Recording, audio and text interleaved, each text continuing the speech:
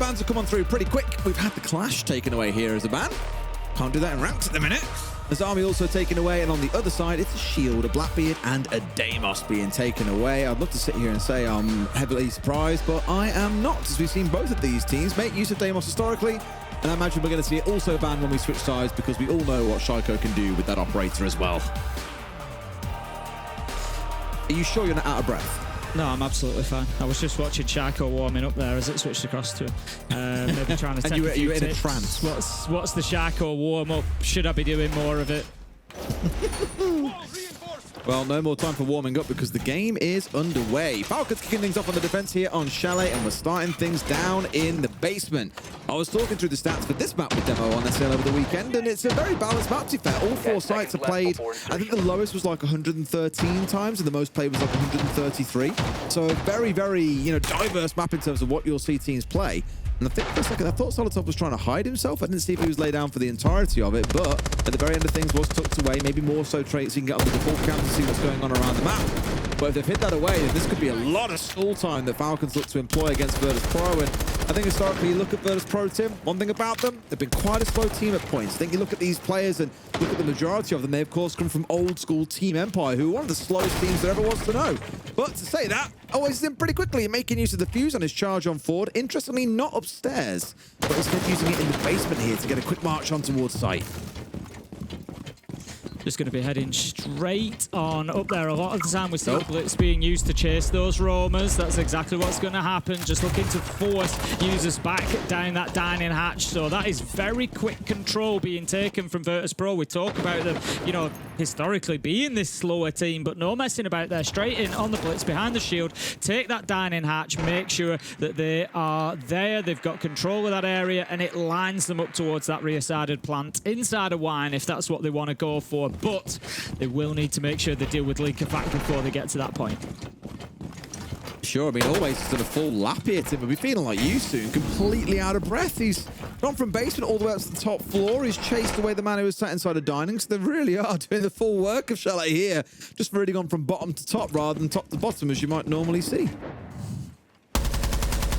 We can see Liquefac has at least been pushed back down onto the mid-level. He's actually going all the way back down now. Shaiko is the one that's left alive out in the map, up in library. Big question is going to be, are Virtus.pro aware of his position? No, or not. Liquefac takes the shot, hits Shepard for a ton of damage there. Shepard getting away with his life for the time being, but with a minute left to go, VP have definitely got some work to do. They have that dining hatch control, which is great for them, but my big question mark at the minute is Shaiko. Do they know that he's out on the roam in library, and is he going to come to bite them on that dining hatch? It's crazy to think they don't know, given how much work they've done around the map so far in this round, but they're looking to go direct towards site here. Always being that shield entry for them. Kind of surprised that we aren't seeing something like a Monty being brought along if the intent was to have a shield as the spearhead here. Not really looking to be too aggressive. Fire coming down to the pillar and always is gone. Stepping across now is Shepard. They're looking towards the barrel in for a nice default plant spot, but they need to make sure the cover is there. They've got really good long range coverage and no off towards the side. The C4 misses. Shepard is literally on 1 HP, but the plant goes down. The problem is, Tim, they're 2 versus 5 and Joystick, he might have the vertical, but guess what's going to happen? There we go. Shaiko, who's been on that roam the entire time, strikes, and all 5 players of Falcons survive, and they're going to stick the disable too. Pretty much what we would expect, I think, really, from Falcons at that point. VP, it wasn't bad. Getting in there, getting the control that they needed. I liked the speed that we saw them take down in Hatch with. I commented on it at the time. It's not always, a trait that we would associate with VP is, sort of speed and aggression like that, but they did a good job of it. But yeah, I think maybe just a lack of control of the overall map, putting the diffuser down. Falcons still able to work around it. So, a tough day coming up, I think, for Virtus.pro or anybody against this Falcons side. Let's not forget, Falcons were in every grand final last year. And I know that there's going to be people that go, yeah, but Ace, they didn't win a single one. But that doesn't matter, realistically. I'm sure it does to them, but in terms of their performance, every time we go to a tournament, 16, 20 teams, however many it is at that particular tournament, 15 or 19 of those teams are walking away without winning. There's only one every single time that will get that final trophy. The fact that Falcons have got to the grand final every single time just shows their consistency and ability throughout the year. So, you know, Virtus.pro, they're in for a tough one, and if they're going to take map control like that, they need to make sure they check in absolutely everywhere, and they also need to make sure that they're in a position to use it. And just want to mention there as well, for those of you that were paying attention when the Virtus.pro player cams were up on screen, there was, of course, a different coach stood behind them to what you've seen before. Jeka came back and joined them back in January, took over from Jeka, not to be confused. Put the word car in front and you're pretty close on. You know what really baffled me when I was looking into this? Both Jeka and Jeka have the same first name. What do you think it is? I don't know. Eugene. Okay, I would never have. I don't think I would ever. If you'd given me 1,000 guesses, I don't think I'd have gone with. I don't think you would have. It is so bizarre. It must be something in Russian to go from Eugene to be related to Jeka in some way. I don't know, but it's obviously very close. Of course, Jeka is still with the team as well. He's one of their analysts now. Jeka's come in as the coach, which is why you saw him hanging around behind them then. A fun little factoid for you as we get ourselves warmed into the second round. 2 minutes still to go. Falcons, Tim, on your meter, they are unbothered. I think now they're slightly more bothered, but still not very bothered. No, not very bothered at the minute, inside of sight at least. No direct pressure from Virtus.pro in the first half of the round. And a lot of these positions we would expect Falcons to hold on to, such as mezzanine, they are nice and comfy at the minute. They are locked in and just ready to hold on to those. Virtus.pro getting the drones in. They're going to know the utility. They're going to say they're going to know the utility that they're stacking up against. Take out the frost mat as they do so from just above the window, but still, we're getting towards that minute mark, and there's no real progress inside of the map yet. But the C4, we've seen this so often on this map. The cheeky little like vertical like Hail Mary C4s up. Normally you see it going from kitchen up towards double window, but there are plenty of spots you can make use of it. BD, of course, is sniffing here, just hoping to catch a whiff of those feet coming in above him. And there'll be a C4 going skyward. Always going to start out with the entry. It's Leakifak on the Solist, falling by the wayside. Nitro's going to go out up and through that window. Dan manages to find Solotov elsewhere, and this is looking good for Virtus.pro at the minute. I was a little bit concerned about them not being inside of the map, but they've certainly got themselves in and established now. Kill after kill always will be down, but still leaves us effectively 4 versus 2. And be able to pick himself up as it was just a frost mat. Going to limit his movement speed for a little while, but that's not going to affect him too much as Pasha manages to find users. It's all up to Brede, who gets cut down inside a sight, and Virtus.pro with a flawless round. I love our Shepard. You don't know if he's won or lost the round based on his reaction. He is just so stoic no matter what happens. Unmoving. Oh, there's nothing. There's unbothered. On my scale, Shepard would never wiggle the needle. He's just completely unbothered at all times.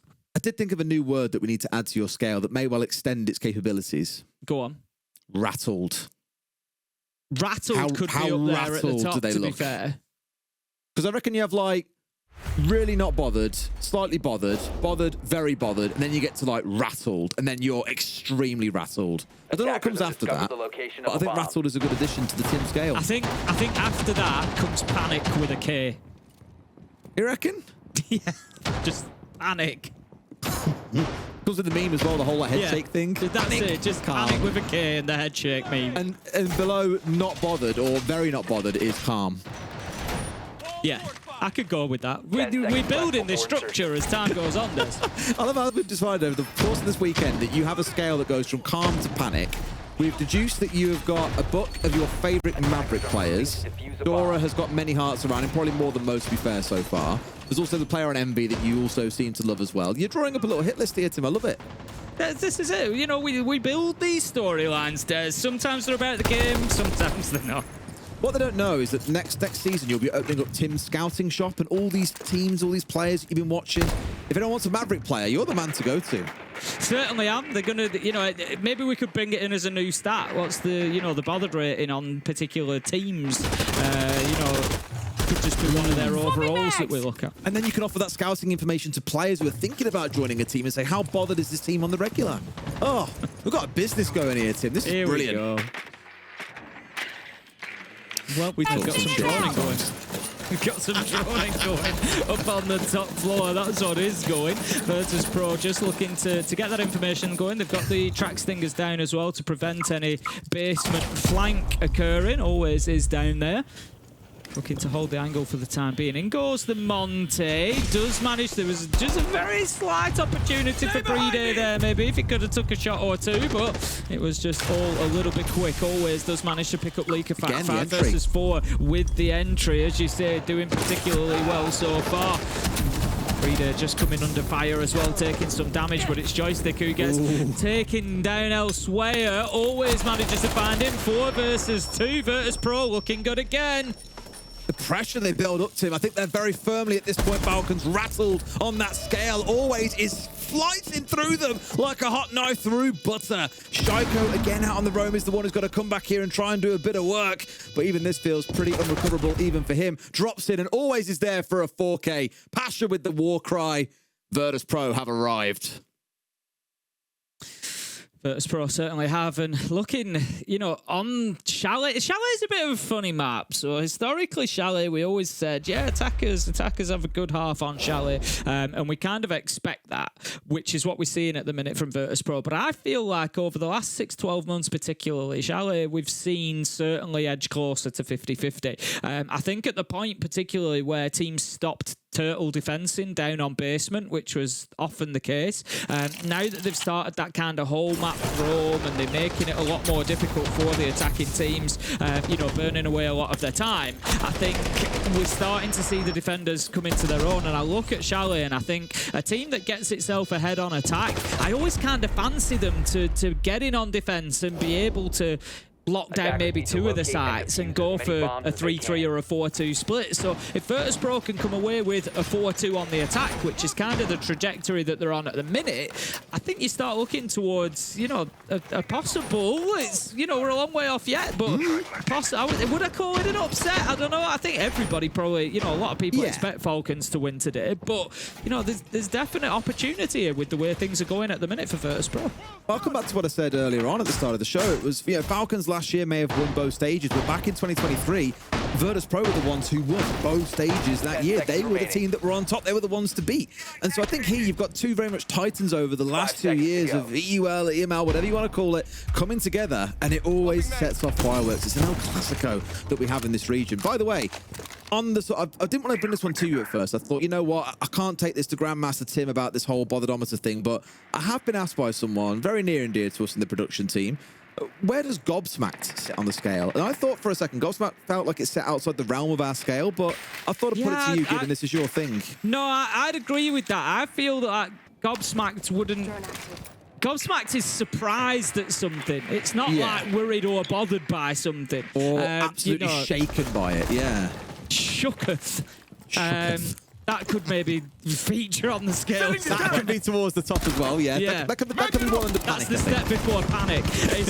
And that's what we're going to see out of Virtus.pro at the minute. Solid top. I'm going to type up this scale in a minute. Good lord. Virtus.pro just taking some real pot shots from Solid top there. That's the 3rd round in a row that he's got Leakerfack on the entry. Always fantastic shot from him. Takes down the bandit. And again, Falcons find themselves on the back foot. Nade goes in. Damage done by users. He's continuing with that fight. But he's got to win that, users always. Manages to find the kill. 5 versus 3. And I'll tell you what the hell? I wasn't sure how they were looking, Des. They're looking great.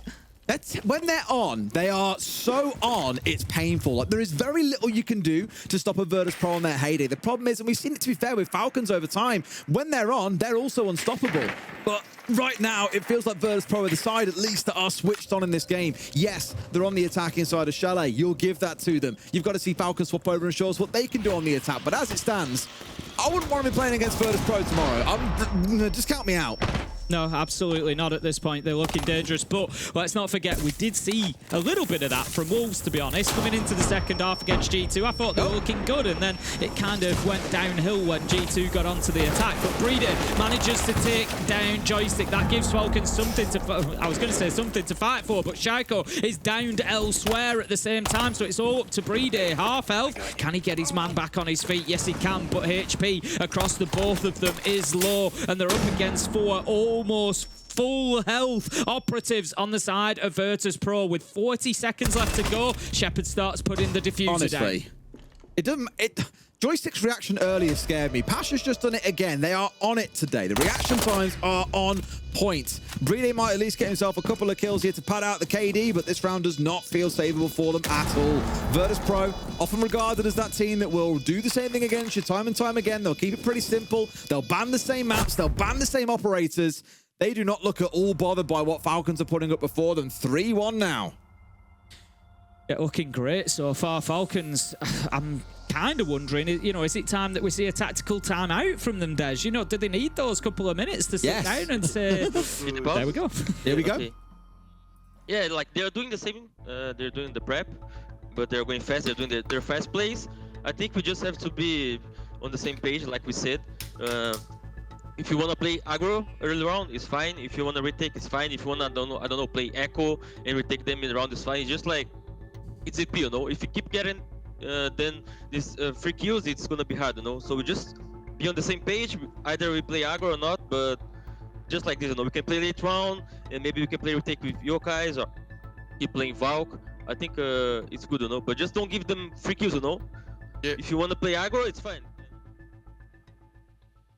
Voice of Stuflex. No, was it Stuflex? I think it was. That was obviously Julio's involved as well. Oh, no, that was Julio, sorry. Yeah, I was going to say, because I thought for a second, I was like, hang on, that's definitely not a French accent. No, that was Julio. Thought about it. And then we know they've got to do some work.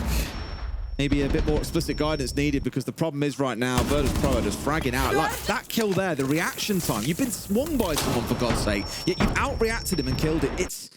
It's so impressive when they're on like this. I really can't stress it enough. It's beautiful to watch.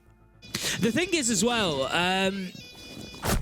Falcons are just losing fights that they shouldn't be. We saw users challenging a number of times inside of Dining and ends up losing the fight to Always. So I said it at the time, I'll say it again. Those are the fights they can't be losing here. Like you say, Virtus.pro are on it. They are hitting the shots. They are winning those battle of reflexes at times at the minute. But yeah, Falcons are just giving up opportunities like that as well. You know, users has to come away with that kill realistically. He has 2 bites at him, goes back for a 3rd and still ends up losing. If you're not doing enough damage during those first 2 attacks, we've got a little bit of an issue. But Virtus.pro, they will continue on. At the minute, 4-2 is looking, I'd say, pretty likely for them. You know, maybe even a 5-1 here. And whether we see Falcons come back and a different side on the attack, I don't know. But at the minute, it just seemed to have come into this game a little bit behind the pace. I think they started pretty well. The first round was pretty good. You know, we had Choco out in the roam, causing a bit of bother as well. Later into the round, the team stood up pretty well to the aggression coming out of Virtus.pro. But then Virtus.pro just shut themselves down, and you're just not seeing them take any more of that nonsense. And it's, again, a wonderful thing to see. So right now, all onus is going to be on Falcons to upset the apple cart in a way, disrupt what has been the standard narrative across those for at least the last 3 rounds, where Virtus.pro have been the ones that are very dominant and on top. But now, by the looks of it, trying to get themselves established inside of the library, it's Pasha who's holding out around this part of the map. Very common to see defenders hold inside of here like a triangle on this top floor. We often speak about a player inside a library, one on mezzanine, which is where Solotov currently is, and then one player at the top of library stairs. And that triangle is a really solid way of defending this top floor. Like now, for example, you could have someone step across and spray this off, and there we go. Thank you very much for proving my point, users. And it can be really hard to break this hold open. This is where Virtus.pro are going to have to figure things out, because they can't just walk in and kill people, right? No, I mean, but last time around they figured it out pretty well. It took them a little bit of time. It was a minute left before they started really getting on into the building. But when they did, it was kill after kill.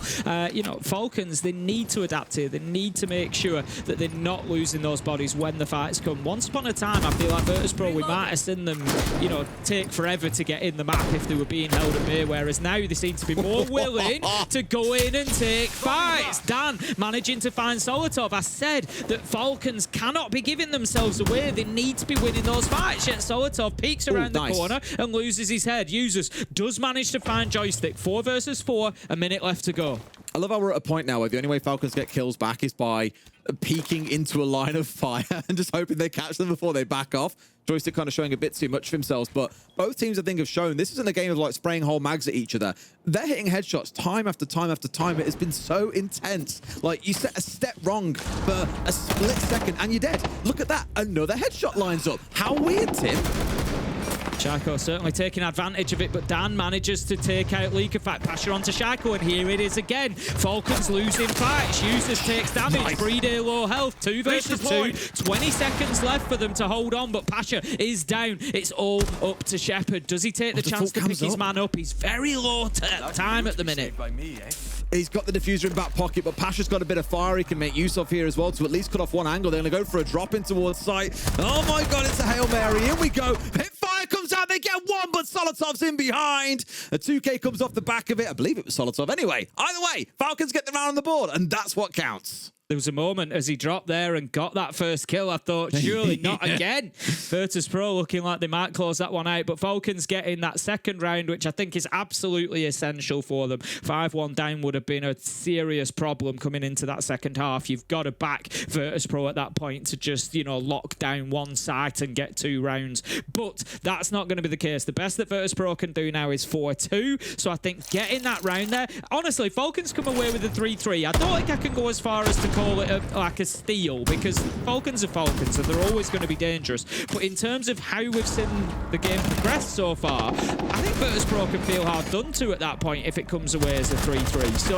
yeah, Virtus.pro, they need to get this one secured, get it locked down, and then they can move on to the defense with a chance of closing it out. And yes, I do stand corrected. It was Users on the Fenrir behind them who got those closing 2 kills, and instead it's another big round for Falcons to get. I don't think you'll feel super hard done by if going into the second half you're down 4-2 on your defensive half. You'd probably back yourself on a map like Chalet to be able to succeed on the attacking side. But 3-3, of course, is the dream in this position. You look across our game so far today, we had 3-3 back on Lair, we had 2 3-3 halves back on Club. We're potentially in a spot to get a 3-3 here. It has been very balanced across a lot of the teams outside of G2's second half on Lair. Immediately spraying at the window out there. Again, something that I feel like Virtus.pro have done well so far is put sort of early pressure. I spoke about it with that dining hatch. You know, they're getting utility cleared, getting barricades open, getting castle barricades cleared, and just, you know, reducing straight from the beginning the amount of places that Falcons can play. Already, they can't really push themselves into library. They need to be careful about going into game. All these angles are starting to get held. Solotov is kind of playing around there, but as you can see, he doesn't want to overextend too far into that room. He's very aware that both of those windows are now open. Where do we go from here? Falcons at least putting up a fight. It's one thing across those last 2 rounds that has changed is they've been willing to be a little bit more aggressive. Of course, we heard the tap timeout from Julio, but not being willing to give them as much there, being willing to fight them a little more aggressively, even if that means stepping out into a line of fire to try and pick up a headshot. It's good team play that we're seeing coming out of Falcons, and it is, of course, giving them results in the form of the last round. This one's the crucial one again for me. That 3-3 split. Virtus.pro feel hard done by. I feel they have been the much stronger team so far. Falcons got a good couple of rounds. Nades being tossed up there towards the man who has to flee away. Lots of pressure being set up on this top floor. They've got drones coming in behind them. One thing I really commend Virtus.pro for, Tim, is it always feels like you're against 4 players at any given moment. They're really good at pressuring as a unit. Yeah, exactly that. Working together and just forcing Falcons into bad spots. We can see the challenge keeps on coming through. Solotov somehow not getting caught with a headshot there. Look at the damage he's taken. It was surely a matter of time. He gets cut down. Leakerfact goes as well. Joystick with a second onto Shaiko. Virtus.pro look electric. Oh, they've just rolled them over in this round, Tim. Back to normal programming where Virtus.pro are your kings for the round. And for the half, it's going to be a 4-2. As a flawless round closes things out. There's always going to be those questions around Virtus.pro. Like I was speaking about them on social media earlier, and I was saying, yeah, this is a team that it feels they can be figured out at times, but when they're on, they're so hard to play against. In fact, the exact quote was, and Blast, please don't find me for saying this, it's not my words. Someone described them as real bastards to play against, because when they're hitting shots like they are in this game, it doesn't matter what strats you bring along. It doesn't matter how much you're backing yourself in gunshots on the day. They're hitting the first shot nearly every single time, picking up kill after kill after kill. It's infuriating to play against because it feels like there is nothing that you can do except avoid gunfights against them. They're up 4-2. We get the side swap. Now we'll see what Falcons can show us on their attack. Yeah, really important round coming up. We often sort of save this discussion for round 8, round 9. I'm bringing it in at round 7 this time. If Falcons don't win this round, they find themselves 5-2 down, but more importantly, more important than that, that scoreline can be overcome. What it says is that Virtus.pro then have not only done it on attack. They come in and get their first defense lockdown. Falcons don't manage to win that attack. big problem for them, because then they are facing a 3-round deficit and thinking, oh God, they're doing it on both sides of the table today, and it starts becoming more difficult. So Falcons, for me, is it an absolute critical round? Not quite. I think they can come back from 5-2 down, but I think it's super important for them that they win this. I love the bans from Falcons, by the way. The mute ban coming out. Every now and then you see a ban like this get fielded, and you're just like, oh, that's a bit of an interesting one. And it's because you know that Virtus.pro play this essentially every single round. I think last time I saw them play and I was looking at the numbers, they've got 2 or 3 players that play the living death out of this operator. So taking away what has become very much a core part of their gameplay is a really good way to upset the apple cart. And I think, again, knowing how well they're shooting today, Falcons are going to have to get crossfires on the go. They're going to have to make unfair advantages for themselves. And that is all spawned by having good information. And Mute takes away from that a hell of a lot, so I like it. Again, straight away pressure towards Mezzanine, towards Library. It's exactly the same way that we saw Virtus.pro doing it. They were getting those windows open early and meaning that nobody could push out into that space. Mezzanine does have a mirror window looking into Library, I think it is, or is it out of box onto Mezzanine? We'll see as we progress. But it's an area that needs to be dealt with and needs to be dealt with as quickly as Falcons can. 45 seconds and they're already going in here. User straight away in on the blitz. Smoke grenades are going to go in to just try and prevent any vision. Leak of Fact gets down. This is great from Falcons. So smart, making use of those smokes there. One, to get him in safely. The second, to stop the player at the top of the stairs to challenge on towards the shield. So the full focus could be on towards the Mez player itself. Dan's been taken away from there. Beautiful stuff. Really good set plays play from Falcons. And that was what I was saying at round starts in. We've got to see them playing these set plays. However, Joystick is tucked in. Will he walk away with a couple here? Finds one for himself. Doesn't know about the shield down behind him. Not that it matters because he's down on his backside. 2 kills for Joystick and all that hard work from Falcons. Completely undone. Okay. Joystick's back, I guess. Undone by Joystick. Great play from Virtus.pro to retake that space, recognising the importance of it. And it's a shame for Falcons because the initial play was good. I liked the aggression, getting in there with the blitz, the capitary smoke at the same time to create the confusion. Great stuff from them, but it's just fallen apart after that. They can't seem to keep hold of anywhere in the map. It's been a problem for them on the defence. It continues to be a problem for them on the attack. They just cannot maintain control over areas of Chalet. That leaves Leak of Fact now with about 40 HP, fighting on his own, 1 versus 4. I said this was a super important round for Falcons. I agree, and I double down on that. Going 5-2 down here is going to be a big, big problem. Is it the end? Not necessarily, but the big message there is Virtus.pro are doing it on defense as well as attack.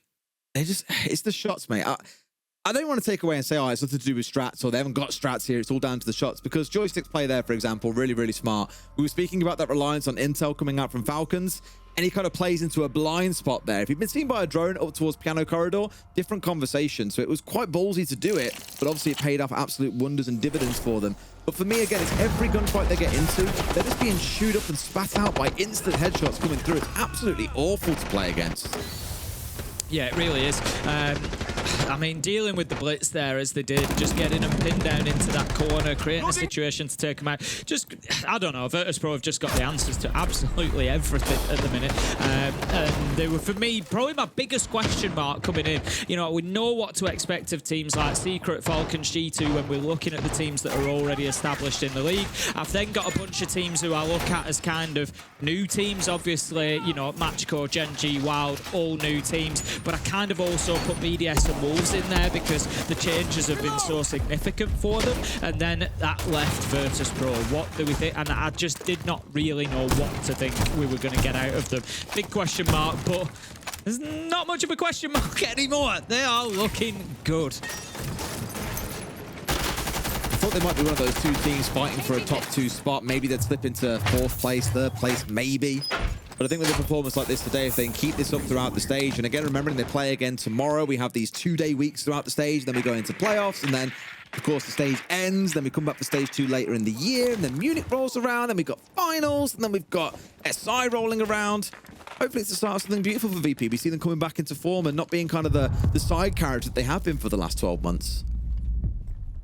Solotov has worked his way into basement quickly on the book straight away through that snowmobile wall and is looking to move up library stairs. Gets himself a nice entry there. Clearing joystick out. I mean, it's, you know, one of the oldest entrances on the book in Chalet. Get yourself in through trench or snowmobile, come up the stairs and start clearing that mid floor. Really well played from Falcons. Virtus.pro taking their eye off the ball a little bit, not being prepared for that. No, I mean, at this point, forced back as well. Man disadvantage, and this is when Falcons really should have that confidence, that experience to be able to really press the advantage and start getting a hold of this round. Again, that reminder, they've been to 3 grand finals over the last year, finished second at 3 separate events. It's almost unheard of in the history of the game. Well, not even almost, it is. But they know how to get into situations like this, Tim, and close rounds out. However, they've let Always through the net there. He's come down from behind them, dropped through the hatch by the looks of it, got a freebie. Now they're going to have to go chase him. I talk about the oldest. Oh, dear. I talk about the oldest entrance in the book. Dropping that hatch is the oldest rotation in the book on Chalet. You know, normally you'd put claymores underneath that hatch if you thought that it may be used in that way. Diffuser's been dropped as well. Deimos is on the hunt. Shaiko trying to find Dan, but can't quite finish the kill. 3 versus 2. Diffuser down in trophy. Virtus.pro can seriously hold on here. Just dig in and let Falcons come to them. Always has been such a cellar rat as well. He's constantly dropped down through the hatch and worked his way back up. Could yet be that X factor for his team, and Dan's got a freebie onto Shaiko. Rue not finishing him off early when he was going up lobby stairs, and sure enough, the cellar rat strikes. Match point now for Virtus.pro, and Falcons can barely buy around in this game. Can we also just Always may be a cellar rat, but he's also on 13-3. He's the king rat, mate. He is absolutely dominating. 3-1 on entry, 75% cost. For anybody unaware of the cost statistic, kills, objectives, kill, objective, survive, trade. So basically, those are like 4 metrics of having an impact in a round that doesn't have to be a kill. It's other ways you can impact on the round as well. So it's a yes or no for each round. Have you had a significant impact on the rounds? And we're saying in 75% of the rounds, Always has had one of those significant metrics as a yes in that round. He's had a kill, he's played the objective, he's survived the round, or his death has been traded. He's just so consistent at the minute, and Falcons have got absolutely no answer to him. Honestly, Tim, it's a shame that you can't get more than 1 yes in a round, because if he could, he'd be like, yes, yes, yes! Always has been popping off, like 13-3, constant multi-kills. Like, I don't want to say solo winning a round, because of course you rely on your team to soak pressure out elsewhere, to be on drones, or whatever else it might be. But he has popped off in multiple rounds now and has got Virtus.pro over the round without question and left Falcons completely in the mud. Very impressive game from him, and no doubt after this will probably be our top player. Of course, we only had two or three games so far, but will probably be our top player off the back of this game, alongside maybe Loira. Yeah, I think Loira had, yeah, it'd be between him and Loira for sort of top. We had some big moments, but the kills and everything, performances, I think were a bit more evenly spread in game 1, rather than, you know, Dora had a cracking game, but I don't think quite on the Loira and Always levels that we've seen here in this one. But 6-2, Falcons have got to win 4 rounds in a row without mistake now if they want to go anywhere near overtime. And honestly, Des, I'm going to call it now. I don't think there's a chance that they do it. Always steps around, takes Shaiko off the rappel, and that was just far too easy. Yeah, they're making it. I mean, it's Always again, Tim. 2 more kills in the round. He's feeling himself for an ace now. Getting pushed around towards his right-hand side. Now shotgun out. We already seen him get a kill with this earlier on to end the round. Feels a lot of confidence in it. Back in the day, he'd be called a troll for this. And sure enough, he's a troll. Don't worry about it. Gonna see the Twitch drone just clearing out some utility. We've got the prox alarm, the mirror window has been taken out, so good value. Ooh, escapes as well. Twitch drone managing to get away, but still 3 versus 4 for Falcons. 1 minute 35 left on the clock, so plenty of time. They have diffuser in hand. They now have access to the cameras as well. So there's a number of things starting to stack up in favour for Falcons. Can they use them though? Yeah, as much as you say things are stacking up to them, they still lost 2 players early on, right? They've gone through one of the Dockerby calls as well. Yeah, sure, they've got loads of utils to play behind from the Capitan, the smokes of users on that Twitch, but with how most of the team has been fragging out this game, it feels like Virtus.pro are in that position to get this one closed out. And sure enough, Pasha is there. Like I keep saying, every shot is a headshot today. I need to go and look at the numbers after this game to even see what the headshot percentage has been. It has been brutal for Falcons to face off against. Brede has got nothing really more to say about this one with 45 seconds to go. Virtus.pro are going to take a 7-2 victory, and no one had that on their bingo card for today. Nothing has worked out for Falcons. They've only had 3 opening kills. They haven't been able to trade any of their opening deaths in the other rounds. It's just been an absolute nightmare of a day for them from the very start of every round onwards, to be honest. And Virtus.pro have just come in here fully prepared and ready to go, and just looking like a seriously dangerous outfit. Brede will use the Gon 6 to open up that top floor window before dropping back down. Decides, you know what, I'm just going to have to go in for some kills. He's not going to find a single one as Virtus.pro lock out map 3 or match 3 and get themselves a nice 3 points. I can't wait for the BDS game, the Falcons VP game to start, Tim. Oh, it's already over. And just like that, we're ready for our next game. Let's go to a break. When we come back, let's go break it down for you. See you in a few.